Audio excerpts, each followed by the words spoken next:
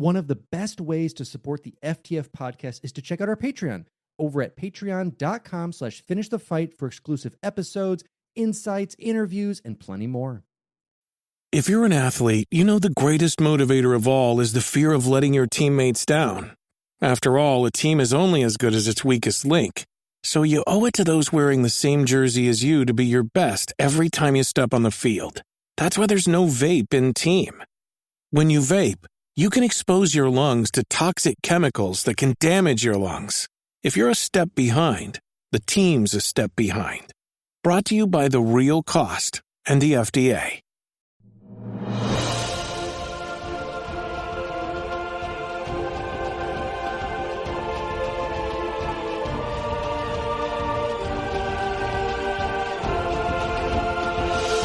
Welcome back to Finish the Fight, a gaming podcast, where we produce and develop the highest quality gaming research in podcast form. I am your host, Alex Kendall. And I'm your host, Eric Baker. And today we are talking about the true zombie game. The true game that didn't start the phenomena, but definitely finished it in a way. And brought another gem from the Valve archives. Zombie culture was so huge in the mid to late 2000s. I mean, we had obviously Left 4 Dead. We had Dead Rising. We had your favorite comic book series turned into a TV show. And of course, I'm talking about The Walking Dead. Even beyond that, there was Call of Duty, World at War. You had the zombie mode. Everyone was trying to do some kind of zombie game, but Left 4 Dead did it in a way that was like original, a lot of fun. And you and I played this a lot. Yeah, you took the FPS genre and kind of a wave defense idea and brought it together in a way that we hadn't really seen before. And a lot of this we're going to talk about is really due to the engine that they built for the AI and for what it took to like get these zombies to spawn, to work in the ways that they did. But it made a game, not only the first one, the second one as well, such a replayable delight that the name of it has just lived on and has lived on through what Valve creates, because apparently Valve will touch two of a thing, make it fantastic, and keep it at that. And even like beyond the, I mean, yeah, there were two games, but like the second game, the first game, those games kept their value for such a long time. Like you couldn't go into a gaming store and just buy one of these games for like $2. You had to be willing to spend money because they were so good. And originally you could only get them through Orange Box, you know, through this combo pack that Valve put out to dive into the console community.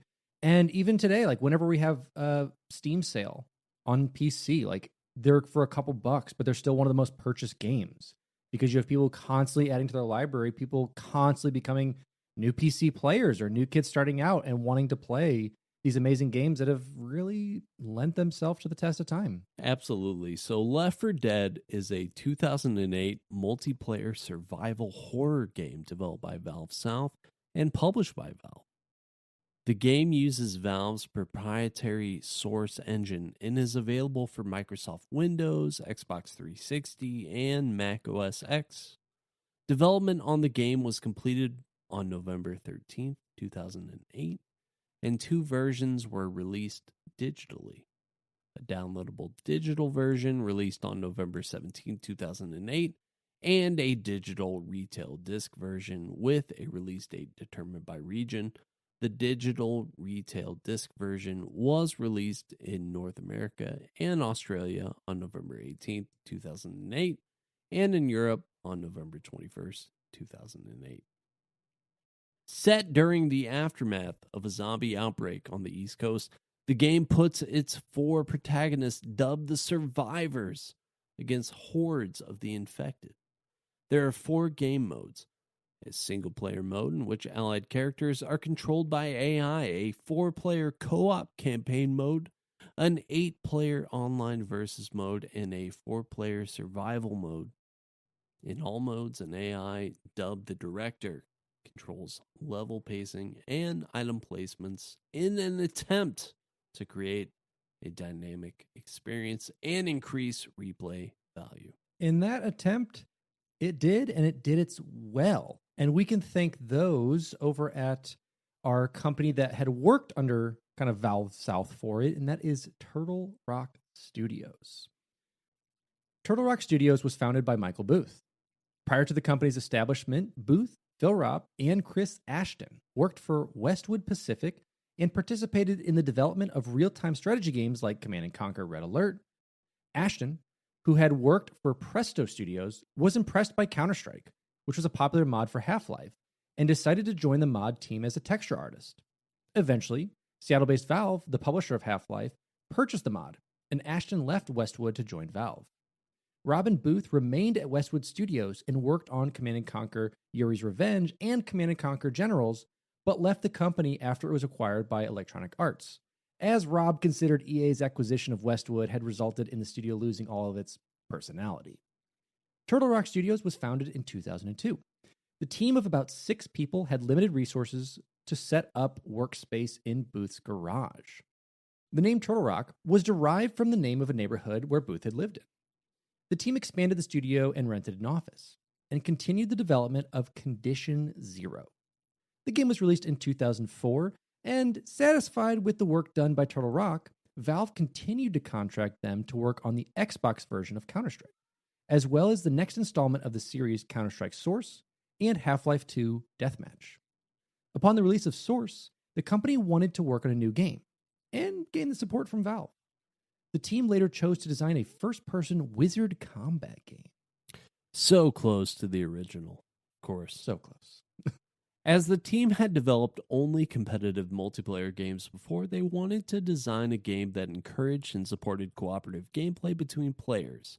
A game that would allow family and friends to play together instead of against each other, citing Secret of Mana as an example. The team decided to use source code from Counter-Strike to develop a mod called Terror Strike, which is a scenario where players fight against bots, which are equipped only with knives and act like zombies. They also changed the texture of the game to create a gritty, dark atmosphere. It was not conceived as a full-budget project at the time, but meanwhile, the Wizard Combat game was scrapped, as the team considered the project overly complicated and geeky. They decided to use the canceled project as a prototype to work on the zombie game. The idea of developing a zombie game grew after the team watched 28 Days Later, a critically acclaimed zombie film. The film helped the team brainstorm ideas for their zombie game, and after that, the team decided to remove all the Counter-Strike content and started developing the zombie game, in which players have to plant zombie bait and kill all the zombies present in the level. The focus later shifted to evacuating and surviving in a zombie-infested area, and the project was later presented to Valve, which helped the game's funding and publishing. The project's name was Left 4 Dead, and its development began in 2005. The title was announced on November 20th, 2006. It was released in November 2008 for Microsoft Windows and the Xbox 360. On January 10th, 2008, before the release of Left 4 Dead, Valve announced that it had purchased Turtle Rock in an effort to expand the company's console market. Gabe Newell, founder and president of Valve, added that it was an easy decision for the company to make, as they had high expectations for Left 4 Dead and considered themselves having a long-term relationship with Turtle Rock. After being acquired by Valve, Turtle Rock served as Valve's in-house satellite development team and was renamed Valve South. With the establishment of Valve South, 9 to 11 employees moved to work at Valve's headquarters in Seattle. After their departure, Valve felt that the size of the team at Valve South was too small to allow it to operate as a AAA studio, and that coordination between the two studios was difficult, as they were physically apart from each other. Meanwhile, Turtle Rock felt that the team's communication with Valve was lacking, and they were dissatisfied with Valve and the slow progression of projects.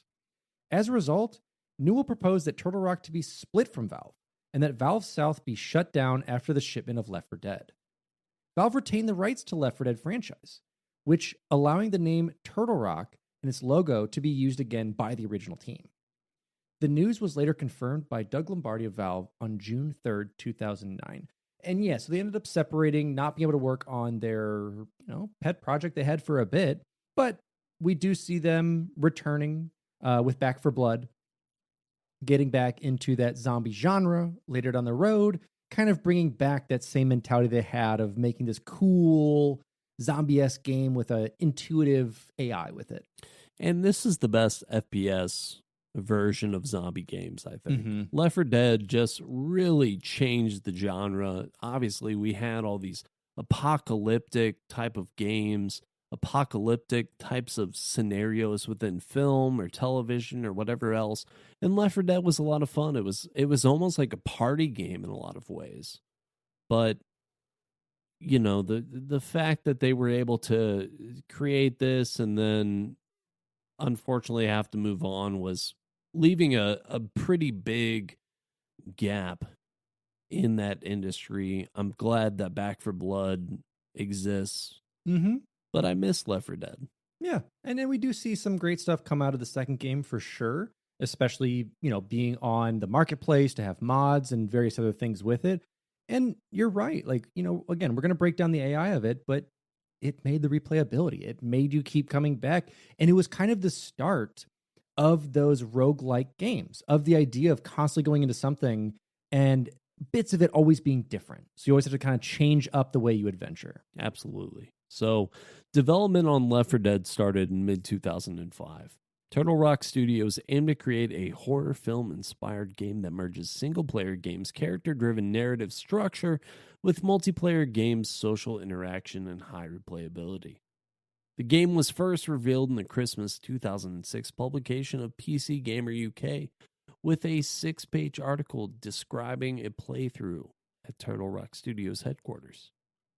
A teaser was released with the Orange Box, and the game was first playable at the Showdown 2007 LAN in San Jose and at QuakeCon in 2007. Turtle Rock Studios announced Left 4 Dead on November 20th, 2006 and was acquired by Valve on January 10th, 2008 because of the game and long-standing relationship between the companies.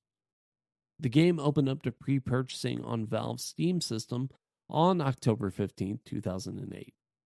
To give Left 4 Dead significant exposure, Valve financed a $10 million marketing campaign for the game in the United States and Europe, with advertisements appearing on television and print, websites, and outdoor placements in many cities. Valve also hosted photo contests called Dude, Where's My Thumb?, offering copies of Left 4 Dead to people who submitted the best picture involving zombies or the outdoor advertising. And of course, Dude, Where's My Thumb? Great reference to the classic Dude, Where's My Car? And again, it's so smart to start out like a new IP, like here's 10 million. Put stuff out there, get fans involved. Here's free copies of it for like being involved in this cool zombie-esque thing. Like we're in the heat of it. We're in the high times of zombies. Let's get it out there. Left 4 Dead uses the 2008 version of Valve's Source Engine, with improvements such as multi-core processor support and physics-based animation to more realistically portray hair and clothing, and to improve physics interactions with enemies when shot or shoved in different body parts. Animation was also improved to allow characters to lean realistically when moving in curved paths. Rendering and artificial intelligence were scaled up to allow for a greater number of enemies who can navigate the world in better ways, such as climbing, jumping, or breaking obstacles. Those witches. Those spooky witches. Lighting was enhanced with new self-shadowing normal mapping and advanced shadow rendering that is important to convey information about the environment and player actions. Wet surfaces and fog are used to create mood. Many kinds of post-processing cinematic visual effects inspired by horror movies have also been added to the game. There is a dynamic color correction that accentuates details based on importance, contrast and sharpening to focus attention on critical areas, film grain to expose details or implied details in dark areas, and vignetting to invoke tension in a horror film-like feel. And it really worked. I mean, I don't think you pay attention to a lot of this stuff when you play games, and maybe some people do. but the nuances that go in to create the mood. It is a cinematic experience that you're having, whether it's a single player game or a multiplayer game, but lighting goes into it, and just so many other elements have to go into something like this to convey horror or spookiness or scariness or relief, like when you get to a safe room. Like, there's so many things that go into it that can shift your mood as you play. Absolutely. And, vignetting was something used on my first professional photo that was ever taken, and I was spooked. I was scared. And fortunately, Alex was there to help me fix that situation. But, some people don't have that help. And vignetting is very dangerous and scary. Vignetting is the witch of the cinematic world. Gotta watch out for it. Basically the JC Penney of retail. Spooky times, my friends. Spooky times. So Left 4 Dead underwent many phases of development.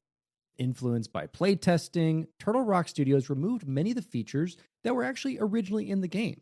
In early development, there was another special infected, the Screamer, which had no attacks, but upon spotting a survivor, would run to a safe place and then emit a loud scream that attracted a horde of infected. This infected was removed, but its ability to attract the horde was incorporated into the boomer's vomit.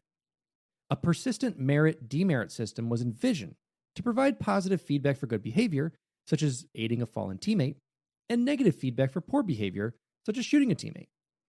This would provide a score to a rank for a player's effectiveness as a teammate. But this system was removed late in development, kind of in favor of a more immediate, non-persistent feedback display in games. So, like, you can boot someone if they team kill so many times, versus like them having a longevity of like, they have a score of 300 out of 1,000 because they've been a team killer forever.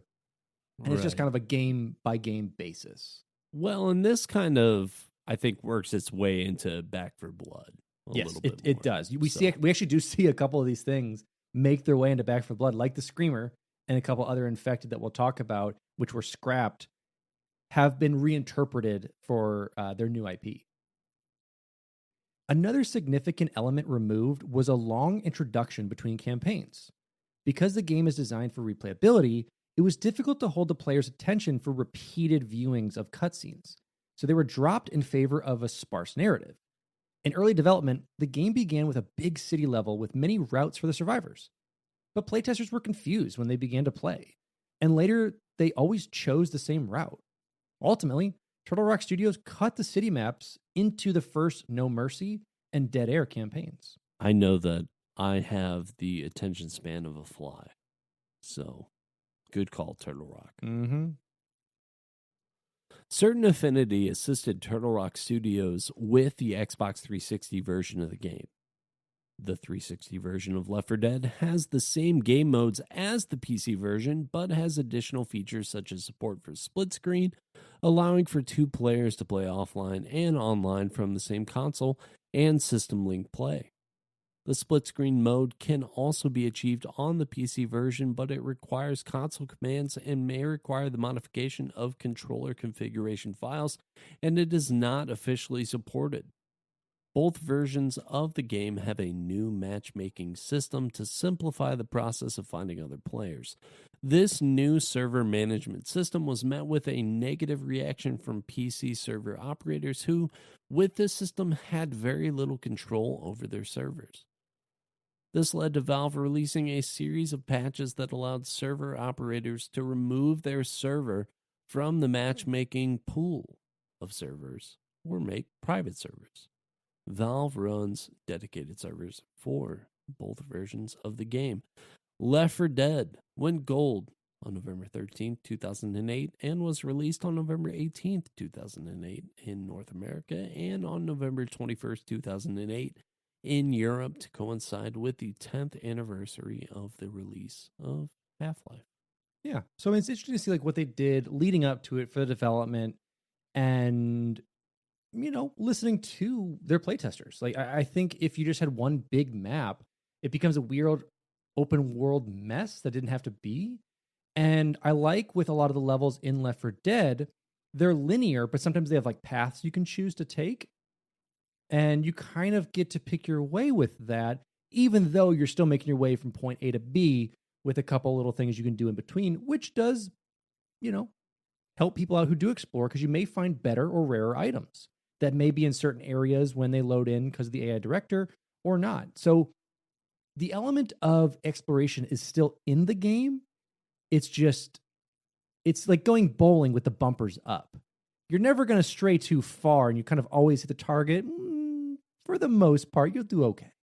Well, and it was a little bit of hit or miss as well within these games. So if you go exploring a little bit too far, maybe there's a zombie there. Maybe there's something that you didn't want to find. So there was a little bit of risk reward as well. And I think that that adds to the fun of the game. Like, do you want to stick with your squad? Do you want to be like in a horror movie where, oh, here's this person that just kind of stumbles upon this random closet? Are you sure you're going to open that door? So it all felt like it fit really well within the narrative of a zombie game.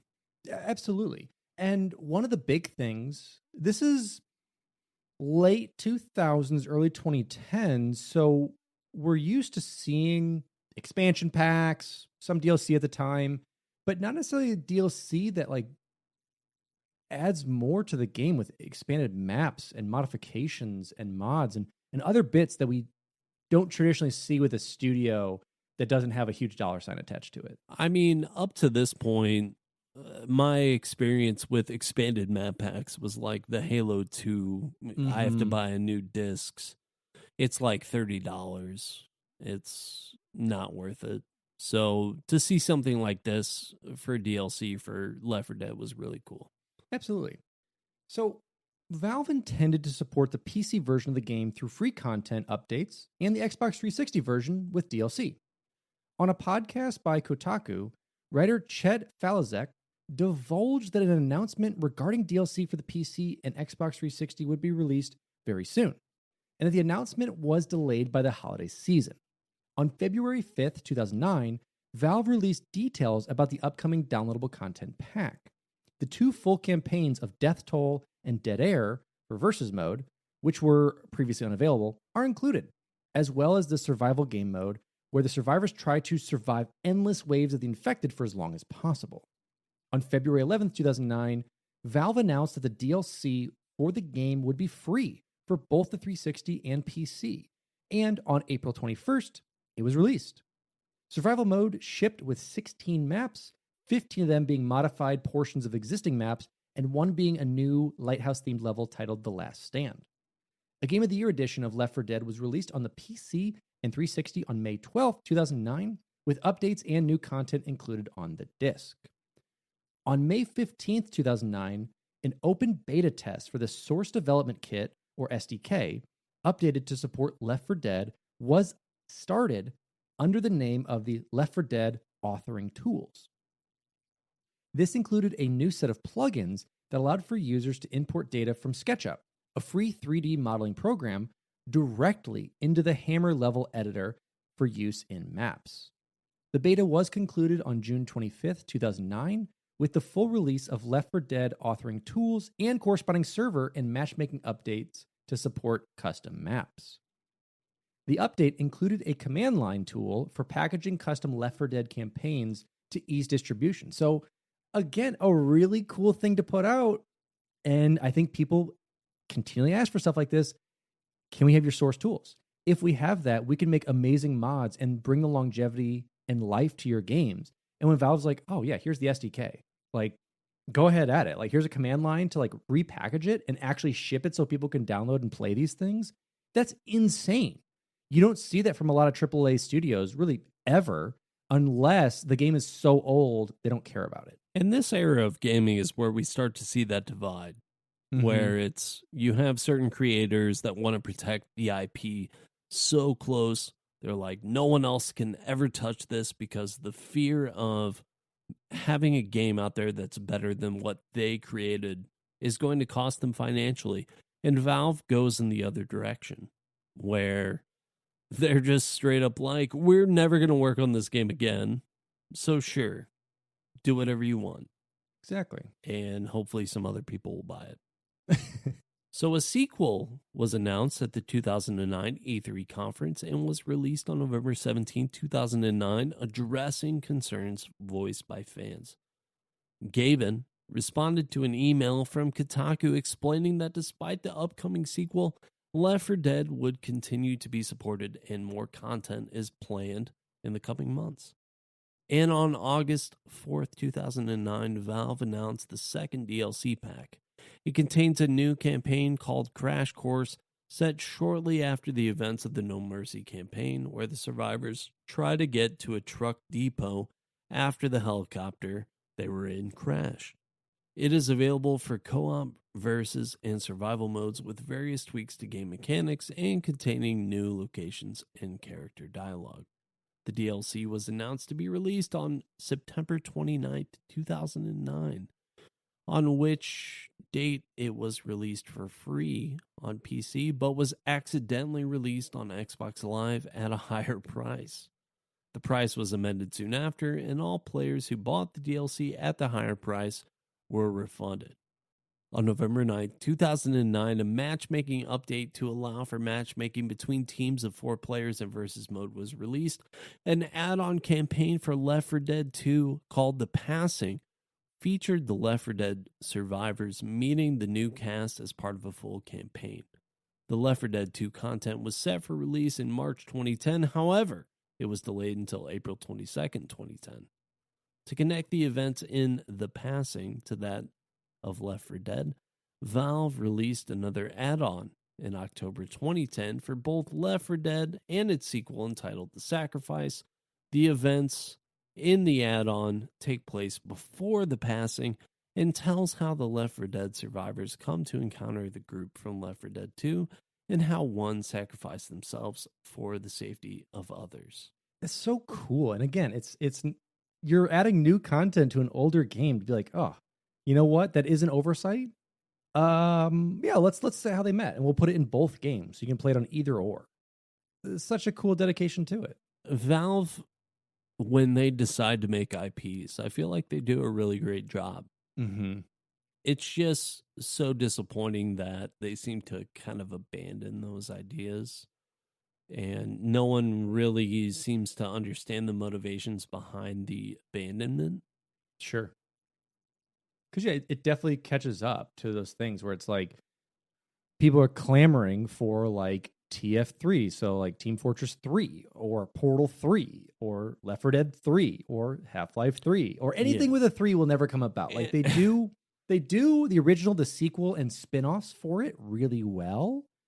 They just, you know what? I think Gabe signed a deal with the old devil himself. It's like, if you put a 3 in anything, you're done. Otherwise, I will give you the gift of gaming gods until then. I think that's probably what it is. It's just kind of crazy. They have to have someone in marketing that's like, look, by the time that a game hits a trilogy, all of the interest slows down this much. And so Gabe took that super literally.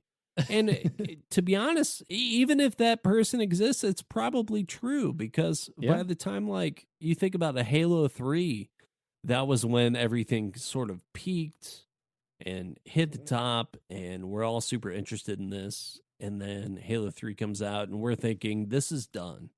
We're out. Gears of War. You hit the third.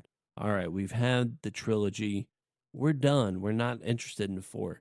Maybe Valve's whole motivation is if we don't ever release a 3, we'll always keep a very high interest in these games. Yeah. And I don't know. I mean, I'm not in marketing, but it makes sense. I ain't no Gabe. I ain't claiming to be no Gabe. Who's Gabe? Who knows? If I was Gabe and I had my billions of dollars, I might just kind of be like, all right, yeah, you're probably right. People want to play Left 4 Dead. People want to play Half-Life 3. But I got billions of dollars, so they can wait. Listen, he's the ultimate tease. If anyone wants to ask, he's the ultimate tease. He knows what he's doing. He knows how to keep you on the hook. He keeps you coming back for more. That worm wiggling on that line. No, he keeps pulling you in with it. Gabe, old Gabe, you tease. We're gonna send this podcast to Gabe. And yes, this is actually a love letter to Gabe. Thank you, Gabe, for your amazing things. Anyway, back to marketing. So, For Gabe and for all of us to promote the game and provide basic training to players before the start of said game, Valve chose to develop a pre-rendered intro movie. This movie was released on Halloween and shows events prior to the beginning of the No Mercy campaign. Valve chose an intro movie over in-game training mechanics because they wanted the players to be immediately dropped into a zombie apocalypse. Valve later detailed in their official Left 4 Dead blog how they designed the movie, from a basic animation in July 2008 to the final result for the launch of the game. Early access to the Left 4 Dead demo for people who pre-ordered the game began on November 6th of 2008 for both Windows and Xbox 360. It gave users access to both online and single-player play in 2 scenes in one, quote, movie within the game. This promotion was being offered in addition to the 10% savings for those who pre-ordered and applies to all Steam Windows pre-orders and all Windows and Xbox 360 pre-orders from GameStop and, rest in peace, EB Games in North America. Whoa. Rip in peace, EB. I think I technically worked for EB Games, not You did. GameStop. You did. But- That was an EB until GameStop got it. Yeah. Sadly, no more. But on November 11th, the Left 4 Dead demo was made available to all Windows and 360 gamers worldwide. The Left 4 Dead demo was removed from the 360 marketplace and Valve's own Steam after the game's release on November 18th, 2008. However, it is still available for those that played it. So if it is in your library, you can still download and play that demo today. Oh, that might be in my library. I'm going Check to it have to out. whip out the old white, cream white at this point, Mhm. Xbox 360. Probably not intentionally cream white. But But hey, here we let's are. see if let's see if maybe that demo's there. I don't Mhm. know. EB Games, funny story about that. In my EB Games interview, I worked there for just the winter months, just to help them around the time that the Wii came out. And in my interview, the guy said something like, "We want to hire you because you come in here and you're not like, oh, I want to work in your gaming store." That was literally what he told me in the interview. That just because I hadn't like nerded out in the video game store, they hired me. Hey, So you did it. that shows you You're why the- EB Games doesn't exist anymore. The demo had many server problems when it launched, primarily Valve's strategy for server management, which made it impossible to set up a dedicated private server with administrator controls. However, a stream of patches led to the availability of a server browser and basic private server functionality, as well as Valve's acknowledgement of player concerns. It appears that a patch released just before the game itself that resolved many of the connection issues that the demo players were having. On May 1st, 2009, the game was released freely via Steam as a one-day trial called Freaky Free Friday. And the trial was then extended to end on Saturday. You had to get the Jamie Lee Curtis approval Of course. before you were able to download this game. On October 5th, 2010, the price of the game via Steam was dropped to a US $680 or a 4-pack for $20.40 as a promotion coinciding with the release of The Sacrifice DLC. Yeah, so you can still get the game today for a couple bucks. Get to play it if you haven't already.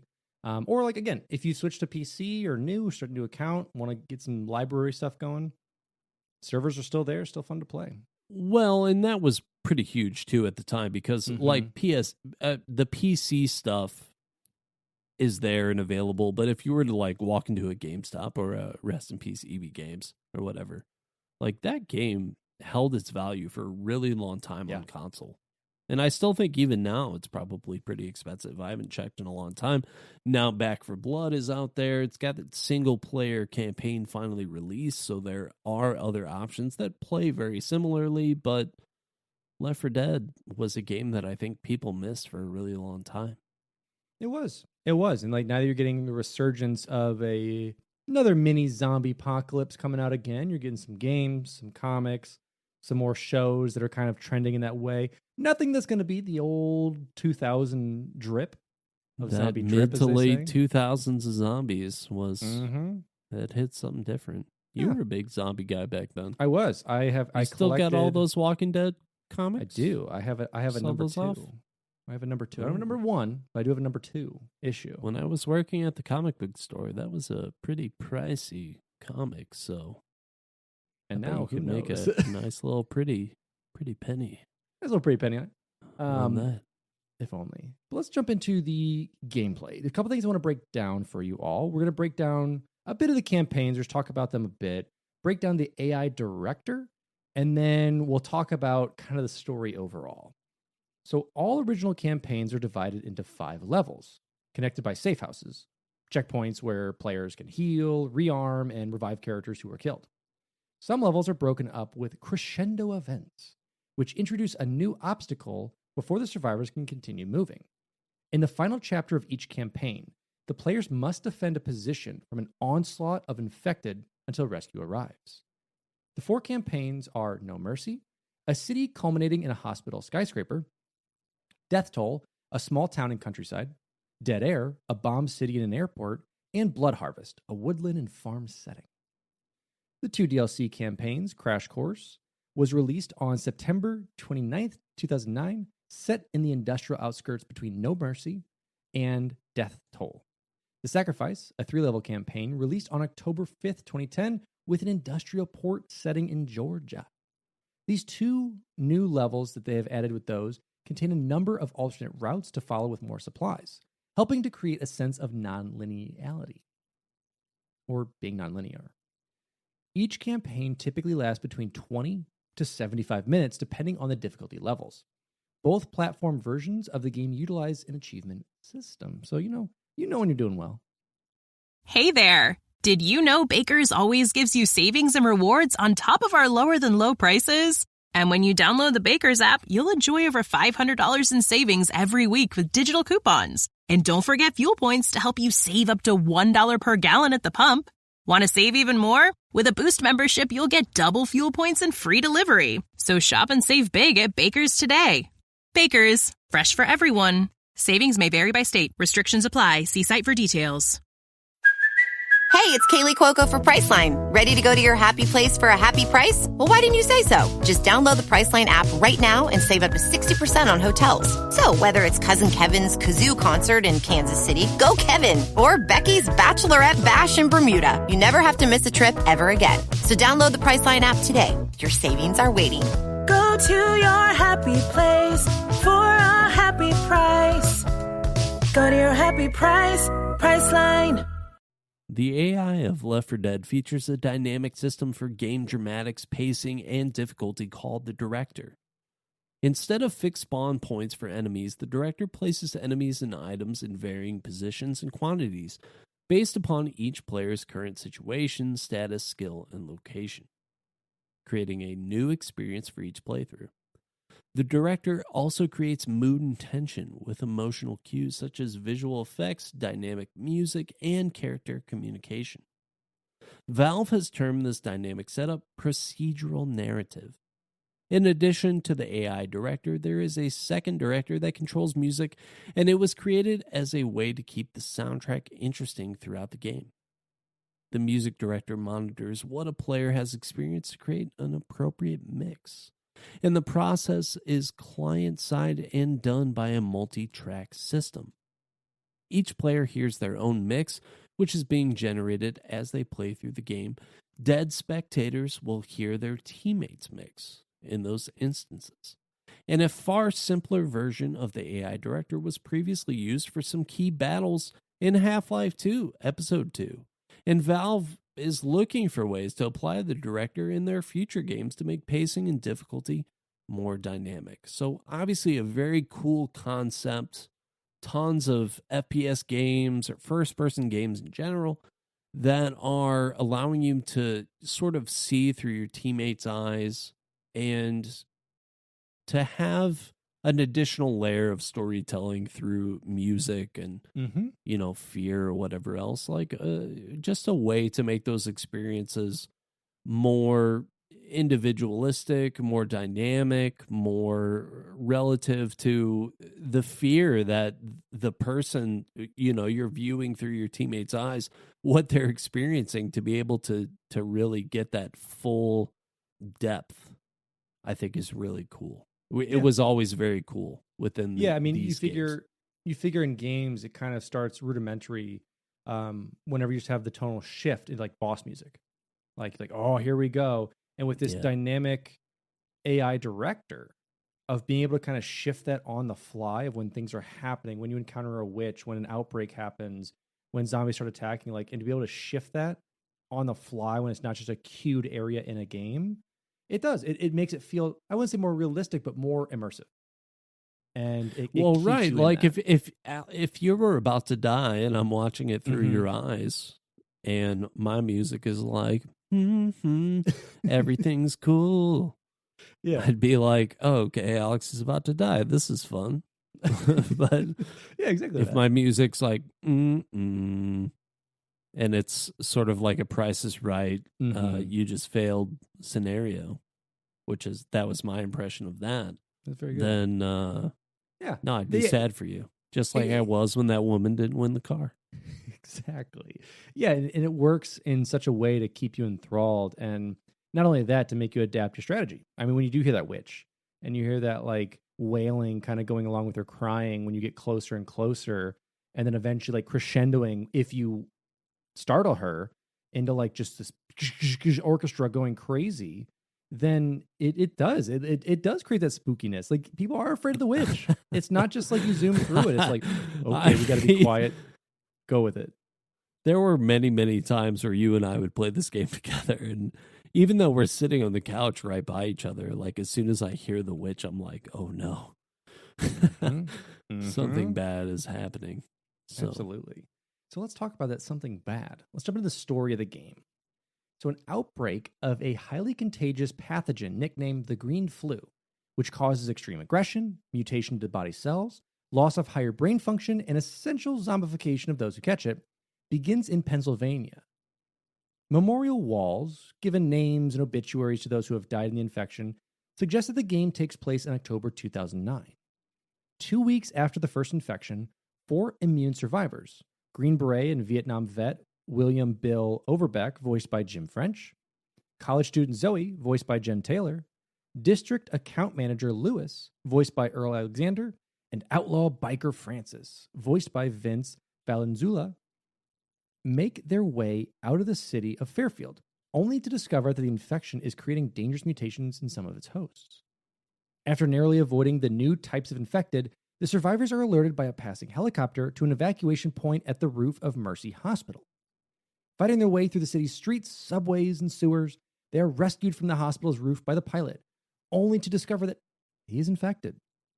Zoe is forced to kill him, causing the helicopter to crash in an industrial district outside the city. Finding an armored delivery truck, the group uses it to reach the small town of Riverside. After encountering a hostile and delirious man in the local church, they discover that the town is overrun and head to a boathouse for rescue. Contacting a small fishing vessel, they are dropped at the city of Newburgh, across the river, finding much of it in flames. Resting in a greenhouse, the survivors are interrupted by a military C-130 Hercules passing overhead, leading them to believe that it will land at the city's airport. The U.S. military had bombed the airport in an attempt to contain the infection, though the runway is still partially intact, allowing the survivors to fuel up and escape in the waiting C-130. Like the helicopter before it, this plane also crashes, and the survivors find themselves at the outskirts of the Allegheny National Forest. Following a series of train tracks, the group finally reaches a functioning but abandoned military outpost. And after answering a radio transmission, they make their final stand against hordes of infected before a military APC arrives to supposedly transport them to Northeast Safe Zone Echo, one of the few remaining safe areas. Instead, they are detained in a military installation where they learn that they are not immune and are actually asymptomatic carriers who have infected most of their rescuers. Meanwhile, the base is overthrown by a mutiny, attracting hordes of infected.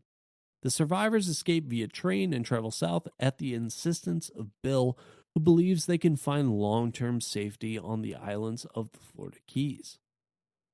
At the portside town of Rayford in Georgia, They find a sailboat, but must first raise a lift bridge powered by an aging generator to reach open waters. As the bridge rises, the generator gives out. Bill sacrifices himself to restart it so that the others may reach safety. While waiting for the horde to disperse, the 3 remaining members encounter the survivors from Left 4 Dead 2. And they agree to help the Left 4 Dead 2 survivors re-lower the bridge so that they can cross in their car. Lewis, Zoe, and Francis then board their boat and set sail for the Florida Keys.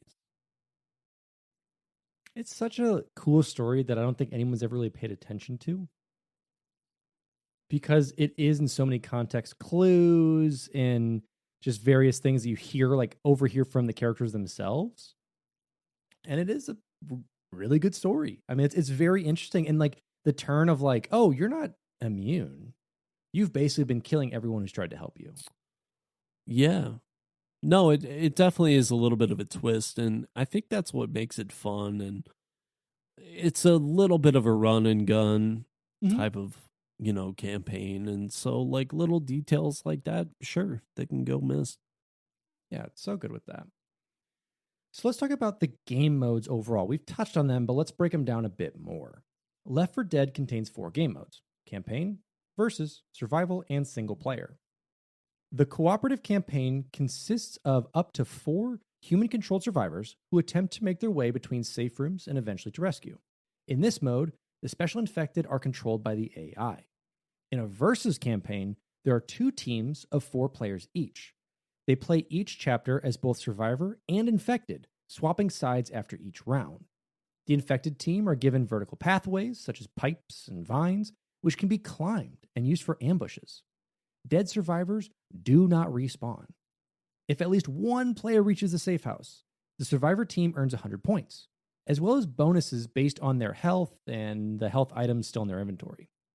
These points are multiplied by the chapter's difficulty level and the number of survivors who lived. If all survivors are killed, the survivor team only earns points from their progress through the chapter and the difficulty multiplier. The victor is decided by which team scores the highest during the campaign. And finally, survival mode consists of a timed challenge where players try to survive as long as possible against a never-ending flood of the infected, added in April 2009 in the Survival Pack DLC. Single-player mode is similar to campaign mode, but played offline with 3 AI-controlled bots as the other survivors. On Xbox 360, other players can join the same console to turn single-player into an offline co-op game. Left 4 Dead can also be played through a system link or LAN connection. Players have also discovered a way that we have talked about to do split-screen co-op on the PC and to make it work out for them. So again, there's many ways to be able to play this, whether by yourself, which is a lot of what I would do if Derek and I weren't really playing with it. The AI was good enough that you're like, oh, they're figuring their way out. They're shooting stuff. But and if the listeners are wondering at all who was killing the most zombies, it was Alex 100% of the time. Like I was kind of like off in the corner, like, ooh, I should preserve this ammo, unless a screaming individual came at me, and then and then maybe I'd save Alex. Yeah, but sometimes I'd let him die just to get my score up. Just to see what death is like, to experience death firsthand. Yeah, Alex had taken the last ketchup packet at lunch, so I, like, you know what? We're just gonna let him. We're gonna let him die. Oh, you died? Oh, I'm sorry. Let's talk a little bit about the music and sound. The Left 4 Dead original soundtrack was composed by Mike Muraski, a formerly contracted composer turned full-time employee at Valve following his work on their 2007 games Portal and Team Fortress 2, so you might have heard some similarities. Muraski had previous experience composing experimental music in Japan, touring the world with his hardcore punk rock band, and working as an audio hardware programmer within various companies in Silicon Valley, allowing Muraski to have a wide variety of musical and audio backgrounds to choose from. Because of Left 4 Dead's high emphasis on constant tension and unease, Muraski wanted the music to reflect just that. Dysfunctional and creepy melodies can be heard floating over ambient backgrounds, ranging from strings and brass to dark electronic synthesizers. Dissonant screeching by strings and irregular percussion hits keep the player on their toes as the action slowly grows more intense. Once the player is enveloped by hordes of infected, the music picks up into a more cinematic or hard rock style. And when the player isn't hearing heavy rhythmic percussion, low brass, or recorded screaming, sometimes a heavy rock track will be played. Many of these melodies can be reheard throughout the game in different ways, as Muraski relied heavily upon the use of leitmotifs in order to give the game's soundtrack the final cinematic flair that it was missing. Within the Left 4 Dead universe, the hard rock band Midnight Riders is mentioned several times in the game's dialogue or on posters throughout the maps. It is hinted that they never stopped touring despite the outbreak of the Green Flu, adding a short sub-story to the main campaign for the player to find. Several jukeboxes can be found throughout the game that plays original music by the band, and nearly all of the Midnight Riders songs are recordings of Muraski himself, specifically on guitar, keyboard, and bass. When one of the jukeboxes is played, a swarm of infected rushes the player to the highly energetic music. That's sort of a callback, I think, in the Back for Blood. Spoiler alert. I will say, there are a number of, and we get, especially in Left 4 Dead 2, when we get old Jonathan Colton in on it, who also worked on Portal, doing the Still Alive song. IKEA. Fantastic artist. If you have not listened to Jonathan Colton, we're now a Jonathan Colton podcast. You can. The hear 1st him. of May is coming up very closely, and it's always Joko Day on the 1st of May. It's always Joko Day on the 1st of May. 1st of May. Well, it's a song. It's it's a song. Rated R. Over 1,000 unique voice lines would be recorded for each playable character, resulting in over 4,000 unique voice lines being added to the game. The sounds of the infected were voiced by voice actor Fred Tatsgiore and experimental musician Mike Patton, both of whose extensive experience in experimental singing and modern voice foley helped Left 4 Dead to secure the best use of sound for the PC award from IGN in 2008. There you go. Yeah, I mean, the soundtrack, the audio, the mix, the foley, all of the work lends itself so well to feel scared. And I think that's probably one of the hardest things in gaming to do, because you have amazing foley and audio work for horror movies, even as a B horror. A lot of the audio is really good because you get that spookiness to it, but you're also an out-of-body experience. Absolutely. So you're trying to warn that person, like, look out behind you, like they're behind you. I mean, versus, good. Well, even for context, so I just watched the Foo Fighters put out like a horror comedy movie. That's like really just making fun of 80s horror films or whatever. Oh, yeah. And even within that, I mean, there are scary moments. The music is so key to adding an air of suspense to movies like this and games like this.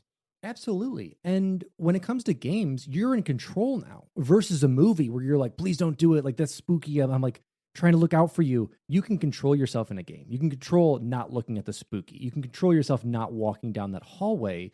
So it's almost a harder instance of trying to make those things spooky while you're in control. And if you can make that work, like, you've achieved a fantastic level to get people so immersed in that, and just the feelings that go along with it it's so good. And I mean, visuals in video games are great. I love a beautiful looking game like Gris, for example, which is an indie title. It's just colorfully beautiful, but along with it is an amazing soundtrack. And you're seeing soundtracks are the things that really live, in my opinion, beyond a game. Because you may not have played, let's say you've never played Skyrim, which I think everyone has because it's on 18,000 versions. But if you hear some of the tracks from it, or you hear some of the tracks from Mario or Zelda, and you haven't played that, if you hear it, you know. Versus just so many other things, and it's so iconic, and it hits that little dopamine center in your brain to be like, oh, It's going to be because good. all of those, the tracks from those games hit in like a very big, adventurous vibe. Mhm.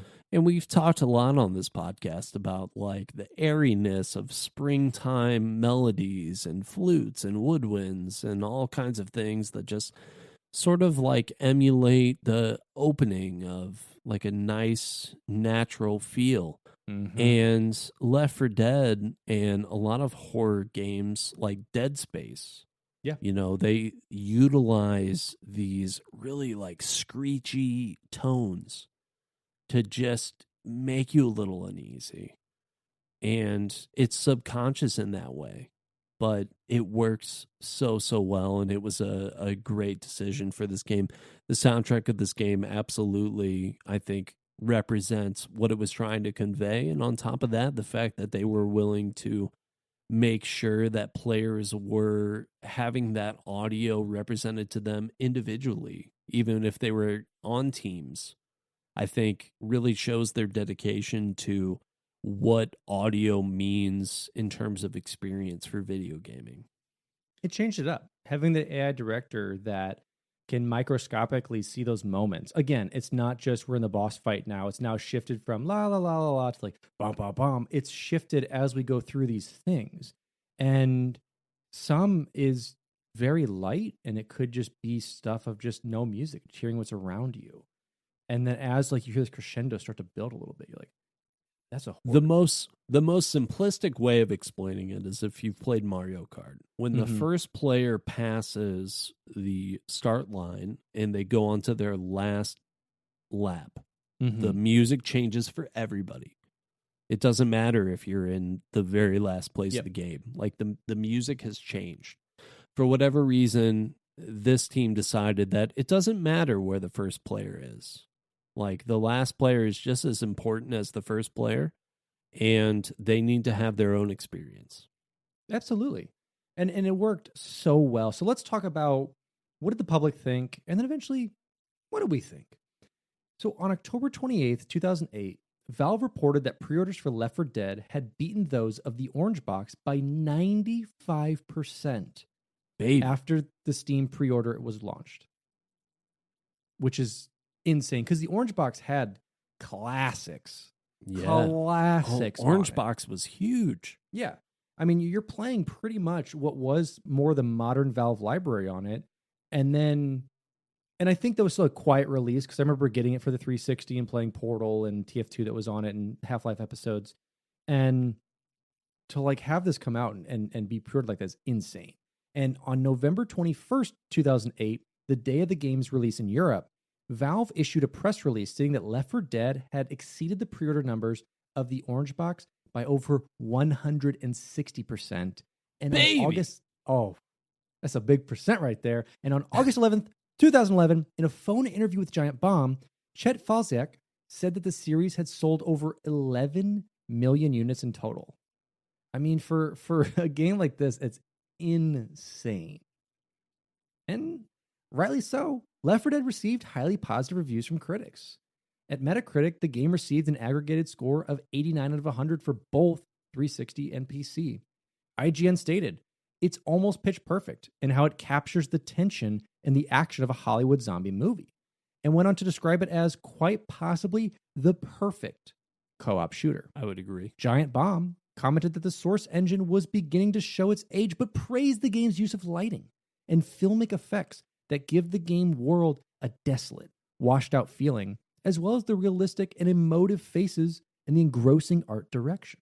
Eurogamer concluded that Left 4 Dead is another deeply professional, personality-filled, and progressive take on the shooter from Valve. Both IGN and GameSpot praised the game's replayability, but GameSpot criticized the limited map selection that could sometimes feel a bit repetitious. GameSpy noted the lack of an overall narrative between the campaigns was disappointing. However, some reviewers praised its faithfulness to the zombie film genre, including the deliberately ambiguous backstory and the amount of characterization and emotion brought by each of the four survivors. Team Xbox commented that clipping issues hurt the otherwise incredibly good visual experience, and Hideo Kojima, creator of the Metal Gear series, declared in an interview to OneUp.com that he was, quote, addicted to the game, which was, in his view, one of the, quote, core titles made with movie industry people that explore the depths of high def. Valve announced a 190-page digital comic that had been revealed in 4 parts in the weeks leading up to the release of The Sacrifice. Part 1 was released on September 14, 2010, with a new part scheduled for release each week until The Sacrifice's October 5th release. The comic is illustrated by Mike Emming, the artist behind the Powers comic series, and tells the stories of the original 4 survivors, as well as the events leading up to the infection. The comic begins with Bill having just sacrificed himself to save the others, taking on 3 tanks while severely wounded. It then cuts to the finale of Blood Harvest, which is revealed to be 1 week earlier. In the Sacrifice DLC, any player, whether playing as Bill or not, can choose to sacrifice themselves to allow the other survivors to complete the campaign. And Alex, I would never sacrifice myself for you. No. The only way you would do it is if it was a first playthrough and be like, yeah, just go hit that thing real quick. We'll get prepped. We're gonna fight down here. You hit that thing just real quick. As soon as you knew what was gonna happen, it's like, no way, man. I'm not touching that thing. Yeah, Zoe or whoever I'm not playing as, go do that, please. Yeah, have a good time. Yeah, I'm going to be here on the on the boat. On the boat. I'll keep it warm. In March 2010, Valve announced that it would be bringing the Steam content platform to Mac OS X computers. Along with it, they will be providing native versions of existing Valve games, including Left 4 Dead and its sequel.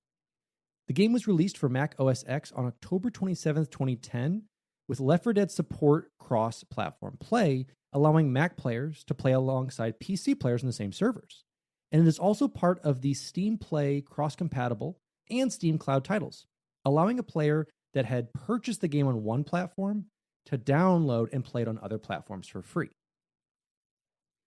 Overkill Software, the developers of Payday the Heist, a similar game to Left 4 Dead featuring 4-player cooperative gameplay, announced in June 2012 that it had worked with Valve to create DLC for Payday in the form of a map mirroring the No Mercy level from Left 4 Dead. However, this DLC level is not canon to Left 4 Dead and does not lead to the infection that initiated the events in Left 4 Dead. For all those Left 4 Deaders out there that thought that this was going to be canon, just letting you know it's not. I know it's going to be expressed sometimes, but it's not. Okay. Because all those, I know we're going to get those L4 Deaders. We're asking me. We're all definitely very obsessed with the canon versions of Left 4 Dead. The story. If you're not playing Left 4 Dead for the story, then why are you playing it? Exactly. Why even play? On August 20th, 2015, an update for the game Zombie Army Trilogy was released, which imported the 8 survivors from both Left 4 Dead games into Z8. Downloadable content for Zombie Army 4 Dead War in 2021 included the 4 Left 4 Dead survivors as playable characters as part of its co-op mode. And the character of Bill was introduced into the game Dead by Daylight in the game's DLC in 2017 and was given an expanded lore scenario around his time in the Vietnam War, in addition to content that was released in 2021. So Bill's made his way. Bill survived the world of Left 4 Dead to then be hunted by all of the killers from our nightmares. You know, it's what can I say? It's a crescendo in his life. Yeah. Sorry, Bill. You're having a rough go. Thanks for the boat. And we'll see you around, buddy. Yeah, I'll see you later, Bill. So that wraps up our coverage of Left 4 Dead. And as always, Derek, tell the people, why did we choose this game? What do you think of it? Xbox 360 was such a fun time. Mm-hmm. In terms of just like maybe it's just a fun time for us in terms of nostalgia, but just like a fun time where video games are becoming such a large industry, and we're sort of having, these couch co-ops, and we're also having these like big cinematic experiences. And on top of that, zombies are coming back. We're not, these aren't the 80s zombies movies of old. This is new zombies. They're smart, they're fast, they're different. They're not these slow, grogging things that wander towards you that you get scared of. Mm-hmm. And Left 4 Dead was hitting just, I think, all of the pedals right in the middle of the perfect time. This game was so much fun as like a couch co-op party game even. And I highly recommend it to people that haven't played it, because couch co-op shooters just don't, I mean, this is like GoldenEye level couch co-op to me. This game, like, unless you've played it, it's almost indescribable. And that's why I was so excited for Back 4 Blood, because it really was. Left 4 Dead was one of my favorite games to play with you, because it didn't matter how many times we played through the same campaign. Left 4 Dead 2, obviously, I think we played a lot more, just because it had the varieties within the campaigns. You could choose the different storylines or whatever. But there was just something really, really great and fun about a zombie shooter that Left 4 Dead hit that other games weren't able to hit. Mm-hmm. And that other, whether it be films or, TV shows or whatever else at the time, like, this cashed in a little bit on that, but just so much fun. I mean, for me, like, it's a 9 out of 10. I had a great time with this game. I really miss that era of zombies, and I really miss playing this game with you. Oh, I love to hear it. Terrible rating, but I love to hear it. Anyway, let's get over to me now.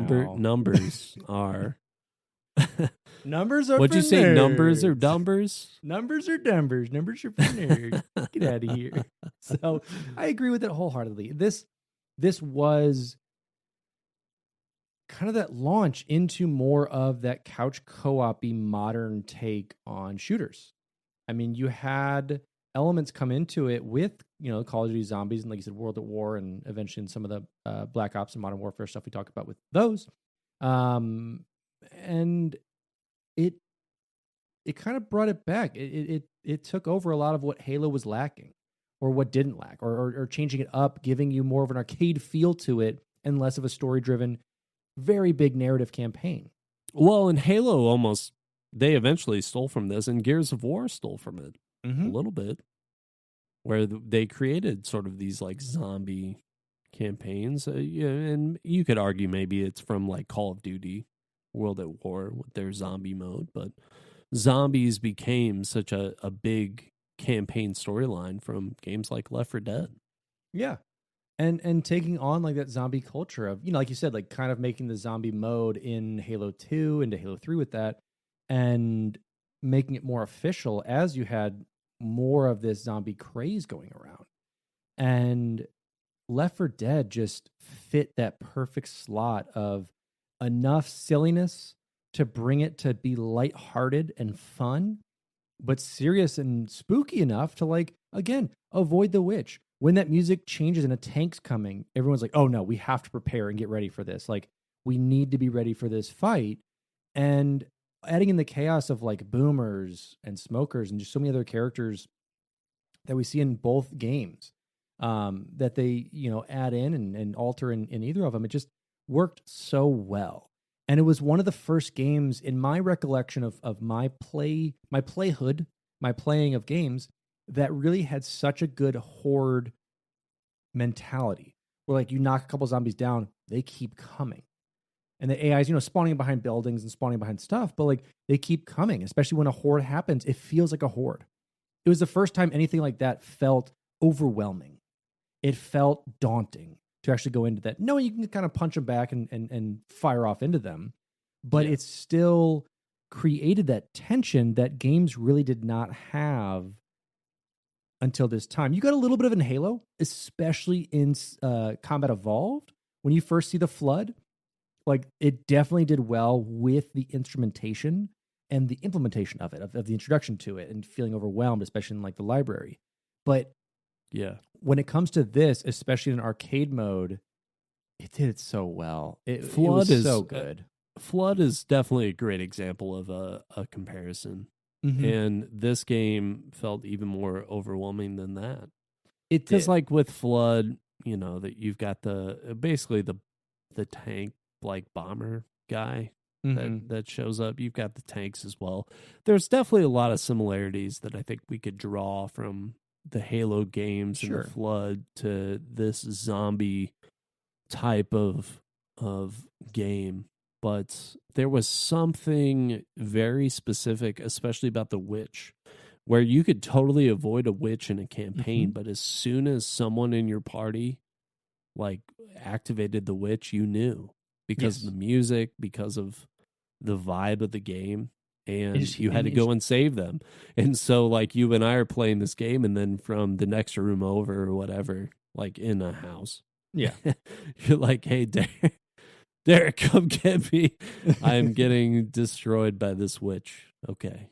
Yeah, I'm Yeah. gonna come. I'll try and find you. And then, oh no, I'm getting, there's a tank that destroys you from the side. And it's different in that sense. Whereas within Halo, you're just dying. Where Yeah. in these games, they made you feel helpless as well. Yes. Yeah. I mean, huge shift and like set the stage and set the center point for what Turtle Rock could do with it.